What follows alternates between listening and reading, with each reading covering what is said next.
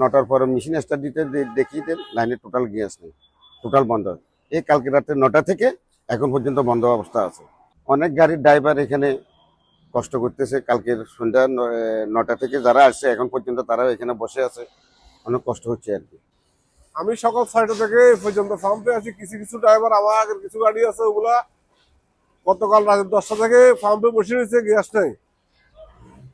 Gas না থাকার কারণে আমাদের জনজীবন অনেক দুর্ভোগ বাড়ি গেছে। আমাদের রুটির ব্যবস্থা হলে একমাত্র গ্যাস পাম্পে সিএনজি চালাই, এটা দিয়ে আমাদের রুটির ব্যবস্থা, পারিবারিক জীবন এটা দিয়ে। এখন যেহেতু গ্যাস নয়, আমরা এখানে সারাদিন বসে রয়েছি এবং শুনতেছি নাকি 5-6 দিন গ্যাস থাকবে না। এখন আমাদের কি অবস্থা হবে? যদি উত্তর কর্তৃপক্ষ একটু ব্যবস্থা নিতেন তাহলে একটু বেশি ভালো হতো আর কি। সকাল থেকে কোনো গ্যাস নেই, কালকে রাত থেকে বলছে যে গ্যাস নেই। আমরা তো সকালে আসছি, এখন থেকে বসে রয়েছি গো, সারাদিনে তো চলে যাচ্ছে। এখন গ্যাস কি পামু না না পামু এটারও তো কোনো গ্যারান্টি নেই।